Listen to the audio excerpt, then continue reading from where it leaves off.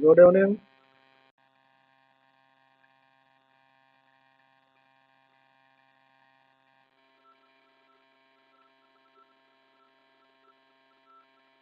सभी लोग आ जाइए, जल्दी से जुड़ जाएं। इस सेशन की शुरुआत की जाए।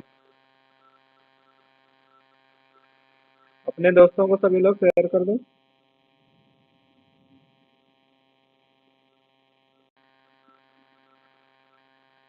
आवाज आ रही हो तो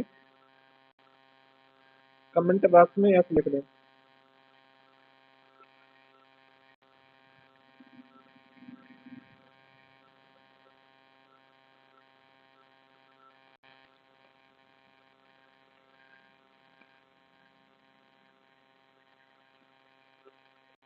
आवाज क्लियर है? आवाज क्लियर हो तो यस लिख दें।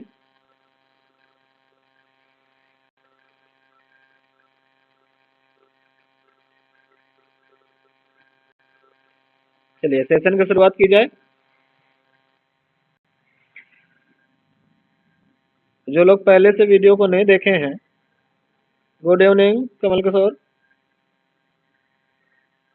जो लोग पहले वीडियो नहीं देखे हो वो पीछे वाले वीडियो जो हमारे थे उनको भी देखें, फिर इसके आगे कंटिन्यू करेंगे। तो लोगों को शेयर कर दीजिए, अपने फ्रेंडों को, ताकि उनका भी भला हो जाए। किसी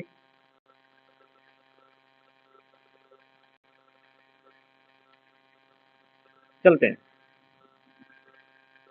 तो हम लोग 3 नंबर तक क्वेश्चन कर चुके थे अनसॉल्व पेपर के, सेट 7 के। तो अब उसी सीरीज पे आगे कंटिन्यू करते हैं। तो हमने कहा था कि ये क्वेश्चन को हम आगे एक वीडियो सिंगल वीडियो बना के अलग से देंगे। तो अभी हमने इसकी वीडियो तो नहीं बनाया, लेकिन जब वीडियो बना देंगे तो उसको आपको नोटिफिकेशन जरूर मिलेगा ही। तो इस क्वेश्चन पे जितना चीजें पूछी गई हैं उनके विषय में बता दें। तो इस क्वेश्चन पे है कि अग्र अभिनत तथा पश्च अभिनत वाले पीयन संधि के लक्षणों की तुलना कीजिए।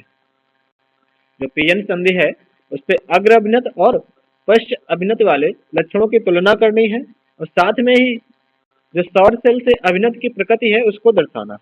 गुड इवनिंग रश्मि। इस क्वेश्चन को देखेंगे हम। पहले क्वेश्चन पे था अग्र अभिनत।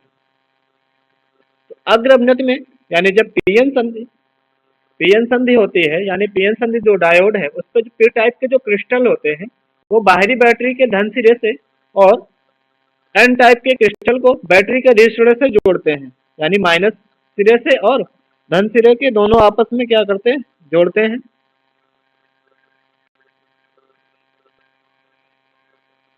तो यह संधि अग्र अभिनत या फॉरवर्ड बायस कहलाती है। अब इसी का दूसरा नाम यानी अग्र अभिनत कह दें या फॉरवर्ड बायस कह दें, दोनों एक ही हैं। ठीक है। इस दशा में जो पीएन संधि डायोड में पी क्षेत्र से एन क्षेत्र की ओर एक बाह्य वैद्युत क्षेत्र स्थापित होता है। पी क्षेत्र से एन क्षेत्र की ओर एक बाह्य वैद्युत क्षेत्र स्थापित होता है। Good morning Neeraj, good evening. यह क्षेत्र आंतरिक क्षेत्र वैद्युत क्षेत्र आई से यानी ई आई से कहीं अधिक शक्तिशाली होता है। ई आई से कहीं अधिक शक्तिशाली होता है। इस प्रकार संधि डायोड में वैद्युत क्षेत्र ई के कारण कोटर जो हमारे पी टाइप होते हैं वो क्या होते हैं, कोटर। जो एन टाइप होते हैं वो इलेक्ट्रॉन में, तो यानी पी क्षेत्र से एन क्षेत्र की ओर वैद्युत क्षेत्र की दिशा में चलने लगते हैं, जबकि इलेक्ट्रॉन एन क्षेत्र से पी क्षेत्र की ओर वैद्युत दिशा के विपरीत दिशा में चलने लगते हैं। ठीक है। जो वैद्युत क्षेत्र की दिशा में यानी जो हमारे इलेक्ट्रॉन होते हैं वो एन से पी की ओर, जो कोटर होते हैं वो पी से एन की ओर चलते हैं। तो संधि के समीप पहुंचकर ये कोटर इलेक्ट्रॉन में परस्पर संयोग करके विलुप्त हो जाते हैं। तो हमें लिखने में इसमें क्या लिखना है, केवल लिखना है जो पीएन संधि डायोड है इसमें पी टाइप क्रिस्टल को बाह्य बैटरी के धन सिरे से और एन टाइप के क्रिस्टलों को बैटरी के ऋण सिरे से जोड़ा जाता है तथा यह संधि अग्र अभिनत या फॉरवर्ड बायस कहलाती है। ठीक है, इसमें पी टाइप पी टाइप कोटर, पी क्षेत्र में कोटर, एन क्षेत्र में इलेक्ट्रॉन होते हैं। इसमें पी से एन की ओर हमारे कोटर चलते हैं, धनवाहक इलेक्ट्रॉन, और एन से पी की ओर हमारे इलेक्ट्रॉन चलते हैं, यानी एन क्षेत्र से पी क्षेत्र की ओर क्या चलते हैं, हमारे इलेक्ट्रॉन गति करते हैं। ठीक है, अब अग्र अभिनत के बाद पश्च अभिनत यानी उत्क्रमण अभिनत, इसी को पश्च अभिनत या उत्क्रमण अभिनत या रिवर्स बायस कहते हैं। तीनों नाम याद रखना इसमें कि जब पीएन संधि डायोड के पी टाइप क्रिस्टल को बैटरी के ऋण सिरे से, यानी उसका उल्टा, उस पे क्या था, धन से ऋण को, अब यहाँ पे क्या है, ऋण से धन, तो पी टाइप के जो क्रिस्टल को क्या बैटरी के ऋण सिरे से तथा एन टाइप क्रिस्टल को बैटरी के धन सिरे से जोड़ते हैं। जो एन टाइप होता है उसको बैटरी के धन सिरे से, और जो पी टाइप होता है उसको बैटरी के ऋण सिरे से जोड़ा जाता है। तो यह संधि उत्क्रम अभिनत या रिवर्स बायस कहलाती है। ठीक है, इस दशा में पीएन संधि डायोड में एन से पी की ओर एक बाह्य वैद्युत क्षेत्र स्थापित होता है या उत्पन्न हो जाता है, जो आंतरिक वैद्युत क्षेत्र ईआई की सहायता से, ईआई की क्या करता है, सहायता करता है। ठीक है, अतः पी क्षेत्र के कोटर बैटरी के ऋण सिरे की ओर तथा एन टाइप में क्षेत्र के इलेक्ट्रॉन बैटरी के धन सिरे की ओर क्या होते हैं, आकर्षित होते हैं। पी टाइप के जो कोटर होते हैं वो बैटरी के ऋण सिरे की ओर, जो एन टाइप के इलेक्ट्रॉन होते हैं एन क्षेत्र के, वो बैटरी के धन सिरे की ओर क्या करते हैं, आकर्षित होकर पीएन संधि से दूर चले जाते हैं, पीएन संधि से दूर चले जाते हैं, जिसके कारण वैद्युत धारा पूर्णतया बंद हो जाता है, यानी जो वैद्युत धारा का प्रवाह होता है वो पूर्णतया बंद हो जाता है। तो इस पे लिखने के लिए पीएन संधि डायोड पी टाइप के क्रिस्टल को बैटरी के ऋण सिरे से तथा एन टाइप के क्रिस्टल को बैटरी के धन सिरे से जोड़ा जाता है, और यह संधि हमारी उत्क्रम अभिनत या रिवर्स बायस कहलाती है। इसमें जो पी टाइप के कोटर होते हैं वो हमारे पी क्षेत्र पे तथा एन टाइप के जो इलेक्ट्रॉन होते हैं वो हमारे बैटरी के एन क्षेत्र पे, जो इलेक्ट्रॉन होते हैं बैटरी के किस पे, एन क्षेत्र पे होते हैं।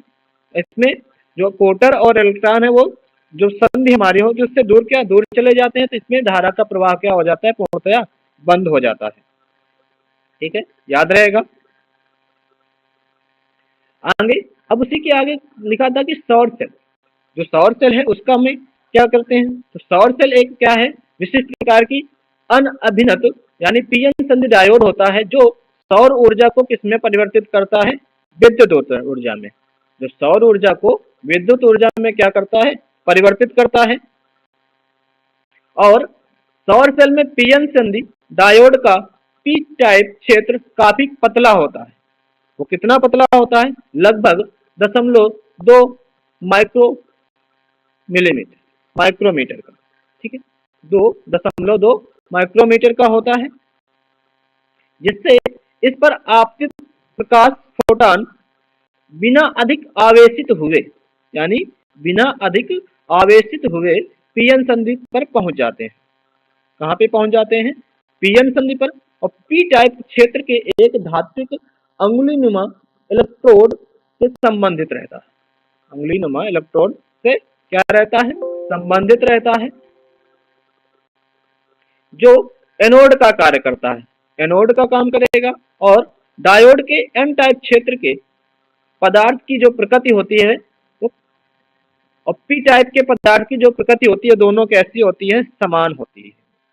जो एन टाइप की पदार्थ की प्रकृति होती है और जो पी टाइप के पदार्थ की प्रकृति होती है वो दोनों समान होती हैं, परंतु इनकी जो मोटाई होती है, यानी जो मोटाई है पी टाइप की क्षेत्र की तुलना में, जो पी टाइप होता है, पी टाइप की जो क्षेत्र अधिक मोटाई जो होगी उसकी अधिक होगी, कितनी, लगभग 300 माइक्रोमीटर। और जो नीचे एक धातु की पतली होती है उसे कैथोड की बात काम करती है। वो कैसी काम करती है, कैथोड की। तो हमें इस पे कुछ नहीं, केवल ये फिगर बना देना है। ठीक है, और सौर सेल एक विशेष प्रकार की अभिनत है। उस पे क्या होता है, जो प्रकाश सौर ऊर्जा को किसमें कन्वर्ट करता है, वैद्युत ऊर्जा में। इसमें जो पी टाइप यानी पीएन सन्नी डायोड होता है, जिसमें काफी जो पी क्षेत्र हमारा काफी पतला होता है, लगभग कितना होता है 0.2 मिलीमीटर का, ठीक है। जो इसकी जो एन टाइप क्षेत्र की जो प्रकृति है और जो पी टाइप क्षेत्र की जो प्रकृति है, दोनों कैसी होती हैं, समान होती हैं, यानी उनकी जो प्रकृतियां होती हैं दोनों समान रहती हैं। इस पर एक जो इलेक्ट्रोड नाम की जो अग्निनुमा धात्विक संरचना होती है, वो किस टाइप की काम करती है, एनोड की भांति काम करती है। तथा जो एक नीचे धातु की पतली परत होती है, वो कैसी काम करती है, कैथोड की भांति काम करती है। इतना हमको लिखना है, ठीक है। तो इस टाइप से में ये पहला क्वेश्चन हमारा हो जाएगा और 3 नंबर इसमें हमें मिलते हैं।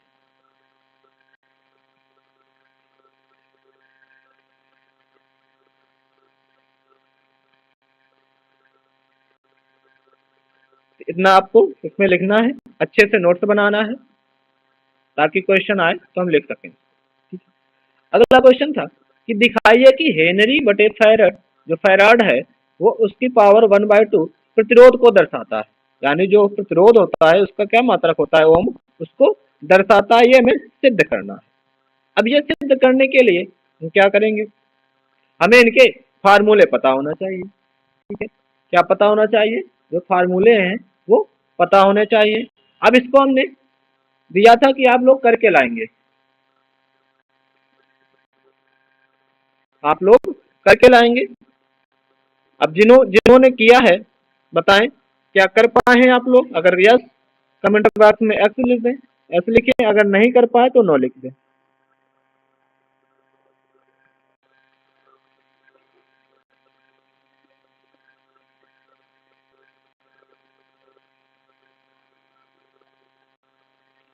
बताएं, कर पाए हैं या नहीं। चलिए हम समय नहीं लेंगे, लेकिन हम बताते हैं, आप लोग अच्छे से इसको समझना। अब क्या लिखा हुआ है,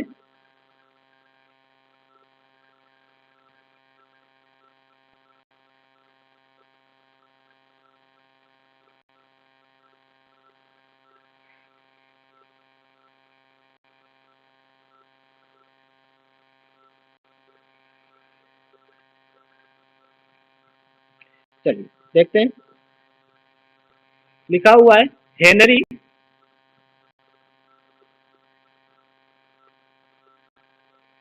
बटे फैरड। क्या लिखा है, फैरड या फैराड, ठीक है। अब इसकी पावर लगा हुआ है कितना, 1/2, 1/, ठीक है। तो अब यहाँ पे अगर हम हेनरी निकालें तो क्या निकल के आ जाएगा, अगर हम हेनरी या लिखें तो क्या बन जाएगा, हेनरी बराबर,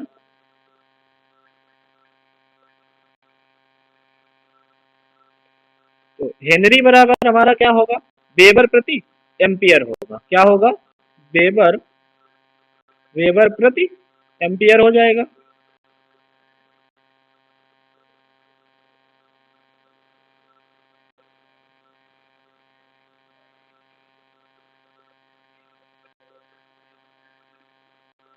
वेबर प्रति एम्पियर होगा, ठीक है।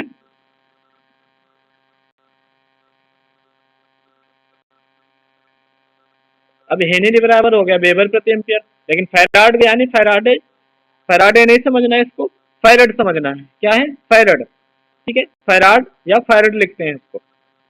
तो अब फैरड किसका मात्रक होता है, संधारित्र, यानी सी बराबर क्या होता है, क्यू अपान वी। तो इसका मात्रक अगर हम समझे तो फैरड बराबर क्या लिख सकते हैं, कूलाम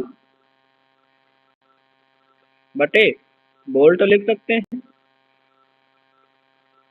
कूलाम बटे बोल्ट लिख सकते हैं। तो क्या बन जाएगा ये हमारा,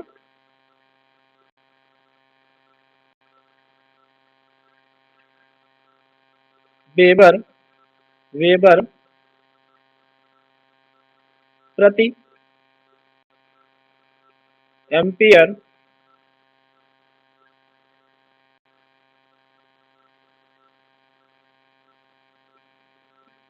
वेबर प्रति एम्पियर, उसके बटे में क्या था, फैराड, और फैराड को क्या लिख सकते थे हम, कूलाम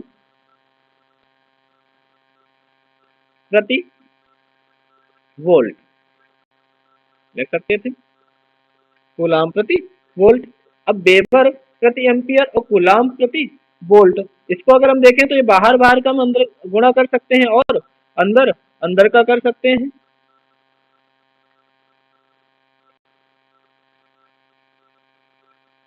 तो अब ये क्या बन जाएगा हमारा,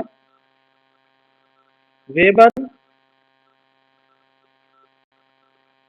वोल्ट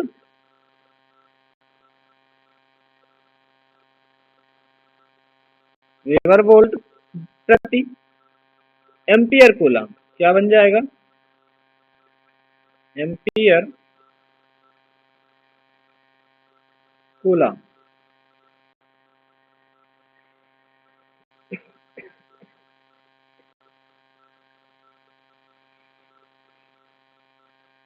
जो हमारा वेबर होता है उसको हम क्या लिख सकते हैं, वोल्ट सेकंड, क्या लिख सकते हैं, volt second.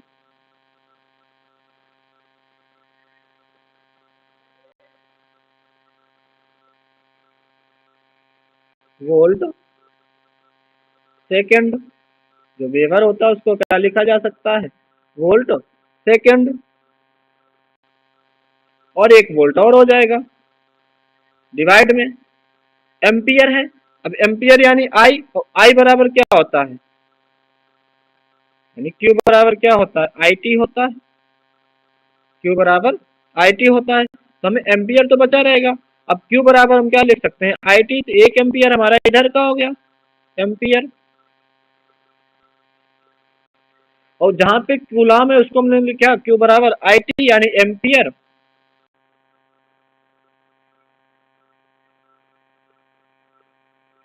Ampere into second, और सेकंड से हमारा सेकंड कट जाएगा तो क्या बच्चे बन जाएगा, वोल्ट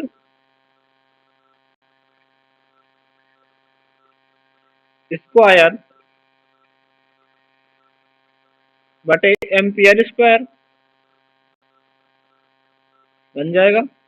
जब एम्पियर स्क्वायर होगा ये भी तो होल स्क्वायर लगेगा, और इसकी पावर क्या था, 1/2 था, और 1/2 से 1/2 कैंसिल हो जाएगा तो वोल्ट प्रति एम्पियर बचेगा। जब वोल्ट प्रति एम्पियर बचेगा तो हम इसको क्या लिख सकते हैं,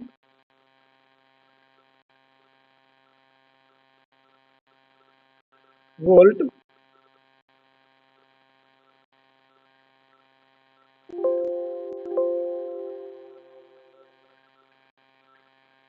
वोल्ट प्रति एम्पियर। एम्पियर का मात्रा क्या होता है, ये क्या हो गया, V अपान आई, और V अपान आई क्या हमारा होता है, आर के बराबर। V अपान आई क्या होता है हमारा, आर के बराबर, और यही हमें लाना था। तो आर हमारा क्या है, प्रतिरोध, ठीक, ये हो जाएगा हमारा V अपान आई क्या है हमारा, प्रतिरोध। तो हमें ये प्रतिरोध सिद्ध करना था। अगला क्वेश्चन देखते हैं। अगला क्वेश्चन है कि दिए गए परिपथ में प्रत्येक प्रतिरोध में धारा की गणना कीजिए। दिए गए परिपथ में प्रत्येक प्रतिरोध में धारा की गणना कीजिए, यानी सभी जो प्रतिरोध लगे हुए 1 ओम, यहाँ पे 1 ओम, और ये बीच में 1 ओम, इन सब में क्या निकालना है, धारा का मान निकालना है। अब जब हमें यह निकालना है तो हम क्या करें, इस पे किरचॉफ का द्वितीय नियम लगेगा। अब किरचॉफ के द्वितीय नियम के लिए अब धारा कहाँ से, ए से बी और सी पहुंची, यहाँ से सी पहुंचेगी, यहाँ से ए से डी, डी से सी, फिर इधर यहाँ पहुंचेगी। तो अब बंद पास का जो नियम है वो लागू होगा, यानी बंद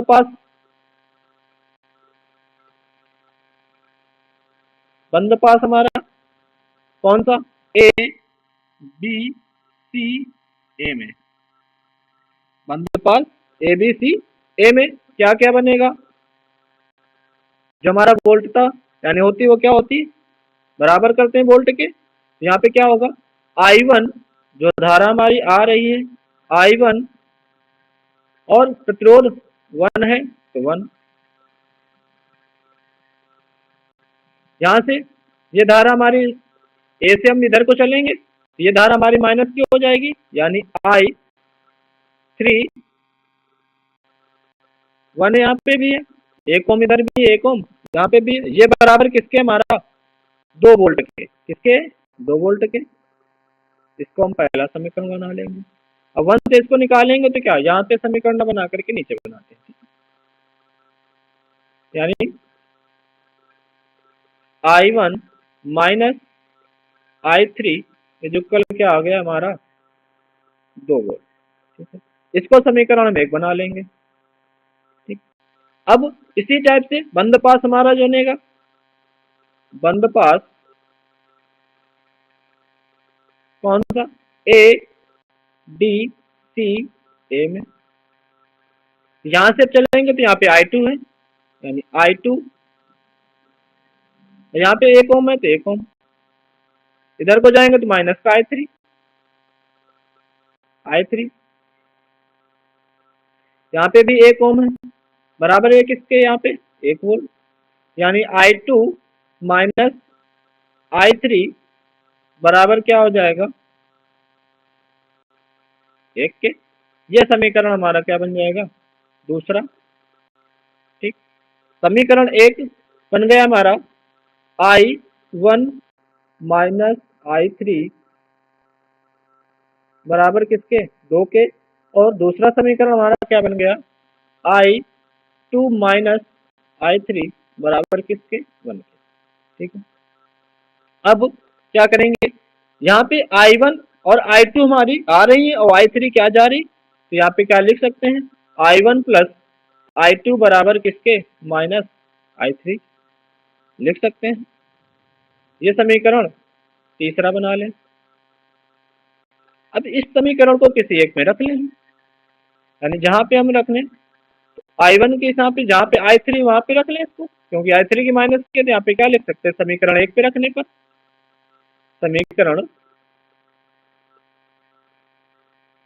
समीकरण हमारा है 3 का मान किस पे रखें, समीकरण 1 में, 1 में रखने पर, जब 1 में रखेंगे तो क्या बन जाएगा हमारा I1, अब I3 के स्थान पे माइनस का I3 तो यहाँ पे I1 प्लस I2 बराबर किसके 2 के, यहाँ क्या लिख सकते हैं 2 I1 प्लस I2 बराबर किसके हो जाएगा 2 के हो जाएगा।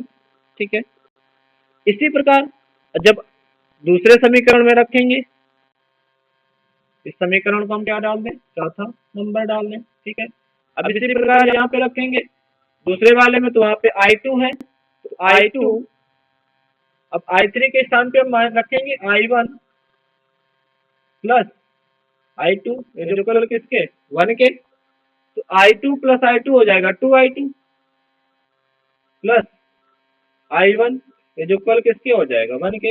ये समीकरण हो जाएगा हमारा 5वां। ठीक, अब इन दोनों समीकरणों से हम I1 और I2 के मान निकाल लें।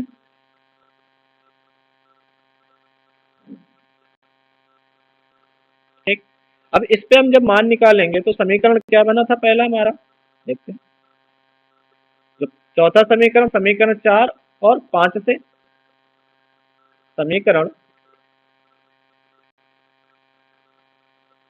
4 व 5 से। ठीक है, समीकरण 4 और 5 से अगर देखेंगे तो समीकरण 4 में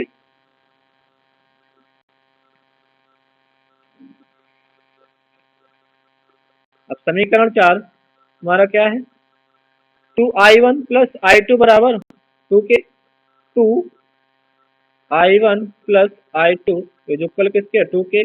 जो समीकरण हमारा 5वां है वो क्या है I1 प्लस 2I2 बराबर 1 के। अगर हम समीकरण 2 में गुणा कर दें या समीकरण 1 में गुणा कर लें समीकरण 1 में 2 से अगर हम गुणा कर रहे हैं तो यह क्या बन जाएगा, समीकरण जो 4 था, सॉरी, जो समीकरण क्या है 4, उस पर गुणा कर दें तो क्या बन जाएगा, 4i1 plus 2i2 is equal किसके हो जाएगा, 4 के। यहाँ पे i1 plus 2i2 is equal किसके हो जाएगा, 1 के। अब इनको घटा दें तो माइनस माइनस और ये माइनस हो जाएगा, ये वाला पोर्शन कट जाएगा। यहाँ पे कितना बचेगा, 3i1 इज इक्वल किसके, 3 के। तो i बराबर क्या आ जाएगा, i1 बराबर जो 3 से 3 कैंसिल करेंगे क्या आ जाएगा, 1। i1 का मान आ गया 1। i1 का मान उठा करके इसी एक में रख दें, i1 इज इक्वल कितना आ गया हमारा 1, i1 बराबर 1 हो गया। i1 को हम उठा करके रख दें किसी भी समीकरण पे, जैसे हम यहाँ पे मान लो रख दें, यहाँ पे अगर i1 1 रखते हैं इसको पक्षांतर करेंगे तो ये क्या बन जाएगा, 1 माइनस 1, यानी i1 plus 2 i2 is equal किसके, 1 के हैं। यहाँ पे 1 प्लस 2i2 इज इक्वल 1, ये इधर माइनस प्लस पे इधर जाएगा माइनस पे घट जाएगा, यानी 2i2 इज इक्वल क्या आ जाएगा, 1 माइनस 1, यानी अभी इसको घटा देंगे तो 0 होगा, तो i2 इज इक्वल क्या आ जाएगा हमारा, 0 बन जाएगा। ठीक है, अब आगे देखेंगे इसी के, अब i3 निकाल लें क्योंकि i1 आ चुका है, i2 आ चुका है, अब i3 निकाल लें।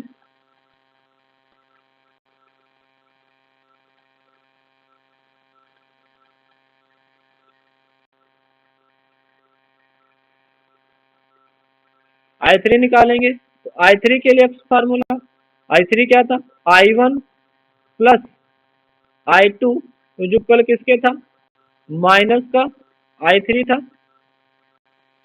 तो i1 का मान 1 है, i2 का मान है 0, तो i3 माइनस का आ गया, यानी i3 बराबर क्या आ जाएगा हमारा, माइनस का 1 एम्पियर।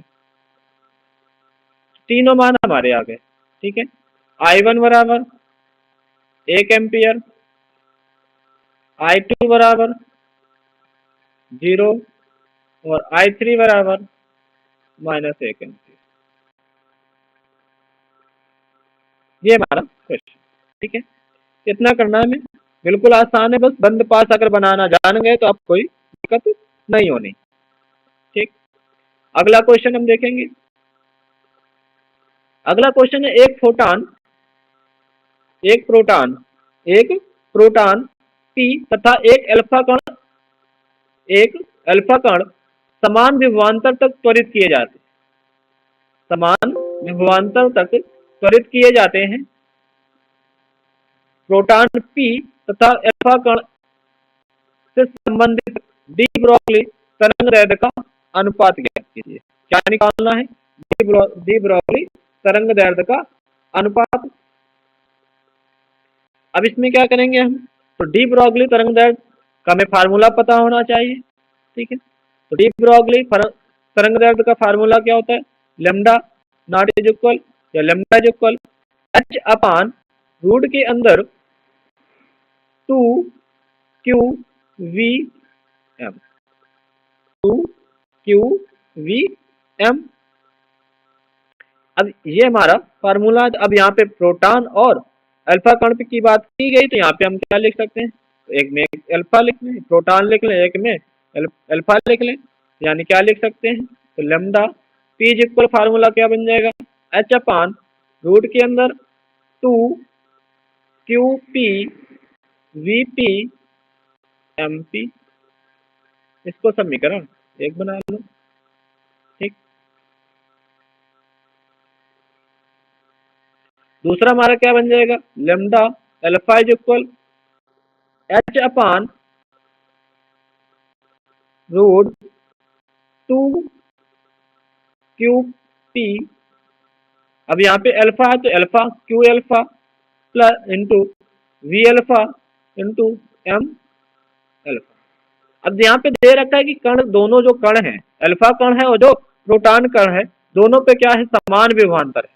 दोनों पे क्या मान है, विभव का मान क्या है, समान है, यानी वीपी इज इक्वल किसके है, वी अल्फा के, यानी ये दोनों मान क्या है हमारे, समान, ठीक है। जब ये दोनों समान है तो हमारे काट, यानी एक में समीकरण 2, इसको हम समीकरण 2 बना लें।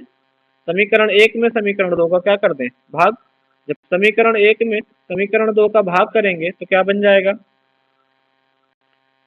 Lambda P upon lambda alpha is equal H upon root के अंदर 2 Q T V P M P into root के अंदर 2 क्यू एल्फा। अब जहाँ वीपी था और एमपी था तो वहां पे हम क्या लिख, सॉरी वी वी पी और वी एम था तो वहां पे भी हम वीपी लिख सकते हैं दोनों, क्योंकि बराबर है, इंटू एम एल्फा बन जाएगा अपान एच के। एच से हमारा एच कैंसिल हो जाएगा। अब ये रूट के अंदर 2 भी है, ये 2 से रूट के अंदर का 2 भी कैंसिल हो जाएगा। वीपी से वीपी कैंसिल हो जाएगा, वीपी से वीपी कैंसिल, तो बचा कितना, lambda P upon lambda alpha is equal root के अंदर क्या बचा, Q alpha M alpha upon root के अंदर क्यू पी एम पी, यानी मास ऑफ किसका, प्रोटॉन और चार्ज ऑफ प्रोटॉन, यानी प्रोटॉन का आवेश और प्रोटॉन का द्रव्यमान। यहाँ पे अल्फा कण का द्रव्यमान, अल्फा कण का आवेश। तो अल्फा कण का जो द्रव्यमान होता है वो प्रोटॉन के द्रव्यमान का 4 गुना होता है। कितना, जो एम पी होता है वो अल्फा कण का 1/4 यानी वो चौथाई। यहाँ पे हम लिख सकते हैं 4 एम पी जो कल क्या, एम अल्फा के, सॉरी उल्टा हमने लिख दिया, यानी जो एम पी है वो किसके है, 4 अल्फा के है। तो जहां पे हम एक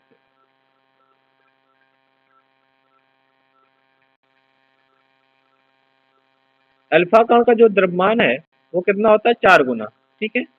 कितना होता है, 4 गुना, यानी एम अल्फा जो है वो 4 एम पी के बराबर है, ऐसे लिखो, ठीक है। जो अल्फा कण है वो 4 गुना होता है और जो प्रोटॉन या जो आवेश होता है वो 2 गुना होता है, यानी क्यू अल्फा जो होगा वो कितना होगा, 2 क्यू पी के होगा, 2 क्यू पी के होगा। तो जहाँ पे हम अल्फा लिखें वहां पे ये मान लिख सकते हैं आसानी से। तो क्या लिखेंगे, lambda P upon lambda alpha is equal क्या बन जाएगा, रूट के अंदर जहाँ क्यू अल्फा है तो वहां पे क्या लिखेंगे, 2 क्यू पी इंटू जहाँ पे एम अल्फा है वहां पे क्या लिखेंगे, 4 एम पी लिख सकते हैं। एम पी से नीचे वाले पोर्शन में हमारे ये सब कट जाएंगे, Q P into M P, ये कट गया, क्यूपी से क्यूपी कट जाएगा, क्या बचेगा, lambda upon lambda P upon lambda alpha is equal root के अंदर 8/1। अगर इसको हम यहाँ पे निकालें, बेटा मॉर्निंग में आज नहीं होगी, जो मॉर्निंग में है तो वो नहीं होगी, अगले कल शाम को ही कराएंगे, ठीक है।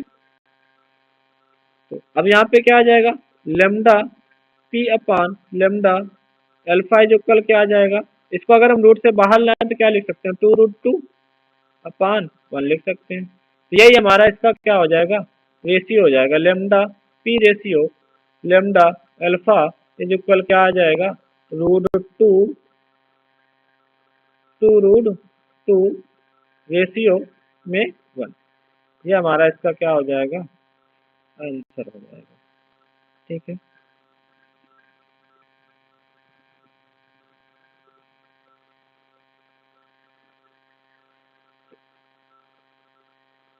आज के लिए हम इतने ही क्वेश्चन, फिर अगले जो 5वें नंबर के क्वेश्चन है वो कल हम कराएंगे, ठीक है। आज के लिए इतना ही, सभी को शुभ रात्रि। धन्यवाद।